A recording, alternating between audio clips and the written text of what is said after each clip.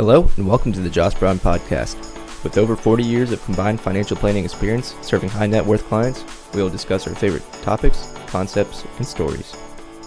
Hello, and welcome back to the Joss Brown Podcast. I'm Philip Saunders. I'm Dan Joss.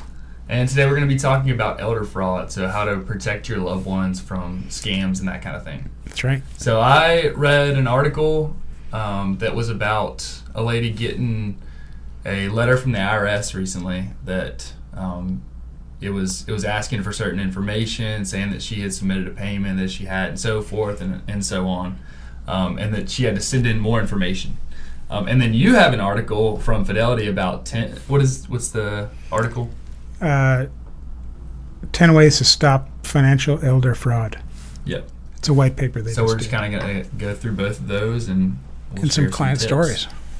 There you go. So I guess first things first, with my article was if you receive information that looks like it's from a bank or the IRS or insurance or somewhere else, rather than click the link or send something back in that letterhead and so forth, go ahead and call the institution and make sure that it's a legit letter or email or what have you, or phone call. Yeah, or go to your account at the institution. So if they receive something from Fidelity, like a credit, just click the link. Right, like a credit card. Yep. Something. It's like go to your account and look for a message there. Yep. Yeah. Or call the phone number that's on your account. A lot of the statements have. Well, don't call the phone number that's on the email you just got. Not that one. That's right. The other phone number. Yeah. So that's one thing. Another thing that we learn and that we use and that we teach our clients is the SLAM method. So, and that's kind of how to read emails and make sure that they're legit. And so sender is the S of SLAM, then links, attachments, and message. So do you know who the sender is? Yep. And make sure that it's a legit email that Yep. you know, instead of like one that's almost like. Yeah, a lot of times it'll be a funky email address, or it'll be asking for something outright that just seems out of the blue. So verify the sender. Yep. Don't click on the links in the email. Exactly. Don't download attachments on the email. Yep. And just read the message to make sure that it's actually clear and legit. That's right. And if it's from somebody you know, because now they have what's called spear phishing, where they're being very specific in who they're targeting. Instead of just they use personal information. They use personal information. So does this read like the person you know that wrote it actually writes? Is that what they sound like? Yeah. Because AI isn't that good yet. It's getting there. It's getting there, but right now it's they know some personal information about you. They'll use it, but they don't write the same way yet. Yep. Yep. And you can always just call them. But be wary of that as well. Yeah, AI's getting good. So it's a way of screening incoming emails is the SLAM method. Sender, links, attachments, and message. Good. Yeah. Never send personal information over email. What do you mean by personal information? So sensitive information, I guess I should say. But so security numbers. Bank account numbers. Bank account numbers. Credit card numbers. Credit card numbers, all that stuff. Tax returns. Tax returns. Yeah. Without being secured. That's a big one because people don't remember that their social security number is on the tax return, so they'll just kind of So don't do that. Well, and that's interesting because they know it's there and they know that all their tax information there, but they thought maybe I'll just get it to you quick and nobody will notice. Just do it quick.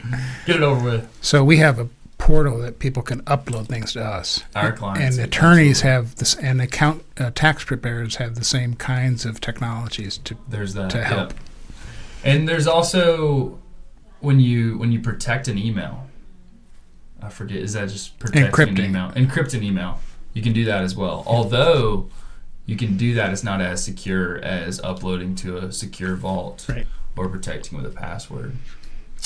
Make unique passwords and use a password keeper. And so We used to use one called LastPass. Since we've changed, but that's a really good one. Also, 1Password is another good option. And so use a password keeper that you remember the password to, that it's a hard to guess password, and then make unique passwords in there for all of your accounts. Have the program make passwords for you. Yeah. And you can set up criteria for it, like 16 digits or 18 digits, and Exactly. capitals and small Yeah. letters and characters. It does all that for you. And it's really nice. You just connect it to your browser, and then it fills in those passwords for you. So that's really nice. And then the last one I have is two-step authentication. And so using an app, like there's an app called Authenticator, or Authy is another app, or sending a text to your phone. And so when you put in your password, it'll either ask for a code from the app, or it'll send a code to your phone, and you'll type that code in the browser. Yep. And so And never give that to that's anybody. important as well. Because Yep. people are now calling, knowing that you have second authentication. They're asking for that PIN number. And even your That's a good bank point. Yeah. shouldn't be asking for that. It's just for the account owner. That's a good point. Absolutely. And just a few tips here on helping older parents doing the same thing, protecting their information, is just talk with your parents or loved one about it. Let's talk about the SLAM method. Let's talk about not links. emailing anybody. Let's talk about not emailing links. Be aware of that. When my dad was starting to lose it at late life, he gave someone access to his computer because they were going to clean it up for him. Well, now you could clean it out. Did for the you. opposite, yeah. And so funny. just be aware if your loved one doesn't have full capacity, because that's where the scams thrive, on people that aren't Yeah, thinking clearly. That aren't thinking right. That's exactly. Know where their key documents are, which accounts they have, which account statements are e-delivered, or do they sign in to get, as opposed to getting in the mailbox. Used to be, you just wait 3 months and you'll have seen one of every statement for the account they had. But now with email delivery or notification saying, hey, your statement's available, get access to their email, monitor that, teach them about fraud and the other things that are going on. And I think we do a good job of managing this for our clients, is knowing where everything is at, knowing where everything is, and then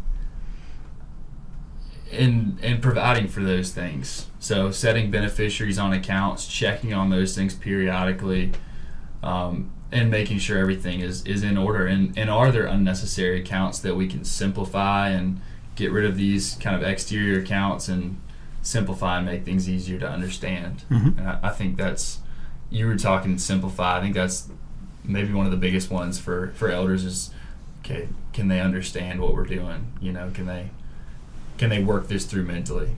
And even if they can't, I think simplification is just a good thing in general. It works for everybody. to manage. Yeah. So.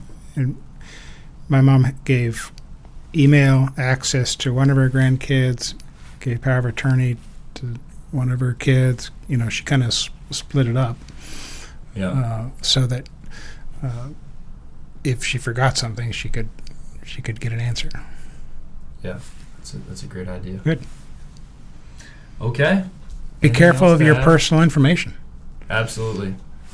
Yeah, I would say that's the biggest thing. It's like you've worked so hard to gain, and grow these assets. Now let's make sure that we protect that, to the end. So I forget the name of the movie I watched recently, but there was a office filled with people at their computers making phone calls trying to steal from people. I mean, that was their full-time job. and that's reality. That happens. That's how it is. Yeah. Yep. Absolutely. So stay safe. Well, thanks for listening, and we'll see you next time on the Josh Brown Podcast.